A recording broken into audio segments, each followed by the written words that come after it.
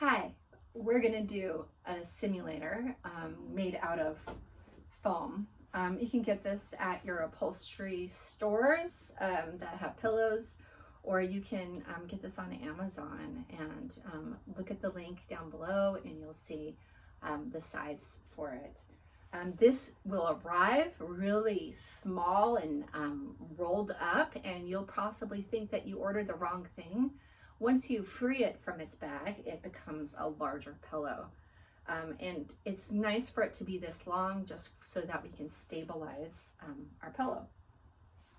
You will also need 2 different pillowcases that you don't mind cutting up, and you will need, this will be our vaginal tissue. I got a little bit much of it, but this is swimsuit material.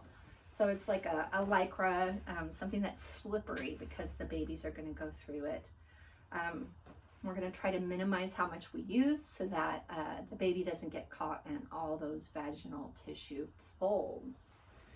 We also have some safety pins, and this bag of safety pins will help secure the vaginal tissue and the pillows.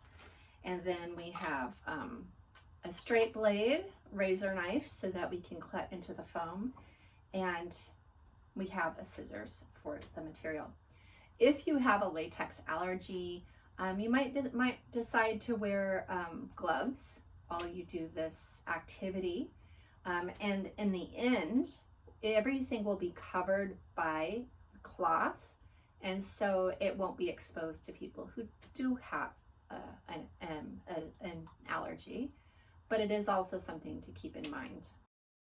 So we're now going to cut into our pillow. I am choosing to have our pillow at this angle here. This will be our sacrum, and the smaller side will be the pubic bone. That's how we determine which is which.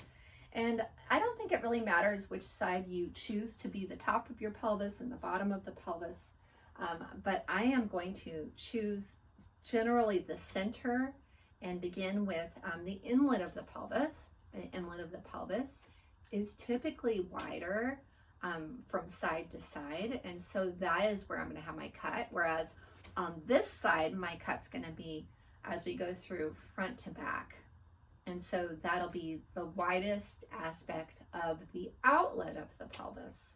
What are you doing? Oh, look, you can see the baby's head. We're getting ready. You know, this is shoulder dystocia about to happen, so you know it might have been a long pushing phase. One of the other things that we could also do is have a marker, and the marker, like a dry erase marker, and we can insert it inside as a pubic bone, so people can have something that catches the baby. So that is something else that we could do, because this of course is our pubic bone. We're going to later put a drawing for a sacrum here and a drawing for a pubic bone here. So I got impatient here, and it was a big mistake, but I was like, oh, it's not coming through fast enough. So I went in and I dug out some of that foam, and I should have let that head iron out the perineum, because then I really did need that dry erase marker just to have a little bit more form. That baby came through too fast. It might have been the quality of the foam, because this was an Amazon buy of foam versus the upholstery foam international place that had nicer, a little harder of a foam pillow. But it just, that baby came through a little too easily. It doesn't mean that it's still not a useful simulator. It just means that this person who's doing the simulator for the person who's catching or doing the maneuvers has to kind of make sure that that baby gets caught on the pubic bone, or kind of hold that baby back a little bit more. It's a little too easy to get baby out with digging that much foam out. Now, you're welcome to, if you notice, this front part where the pubic bone's going to be. If you dig out a little bit extra here in the front, be sure to throw in that pubic bone. That is, taking that marker or something inside might actually be one way that you can replace foam if you take too much out. And then you want to just have like draw your markers with your pubic bone here and your sacrum here.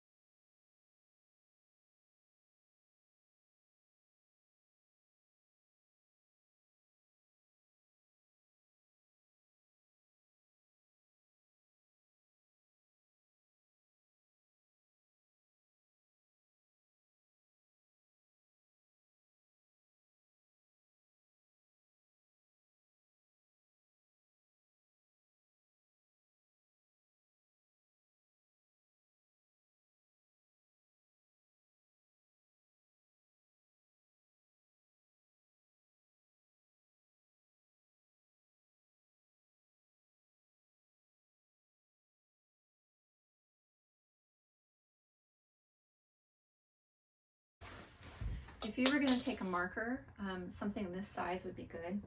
And you'd want to put it on the pubic bone side. And so if you do this, you want to insert it, like push it into the foam and kind of push it into the foam so that it's like actually like that. And then that gives you a hard place. You know, you can always use your hand, but it's kind of nice having a marker inside. So anyways, we can do that in a minute. But you're going to want to preferably, of course, you would have to put it underneath the purple sheet.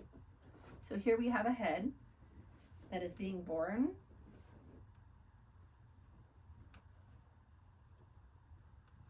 And here we go, there's the head. And now someone can reach up inside. There, we might need that pubic bone in here because there seems to be a little extra space.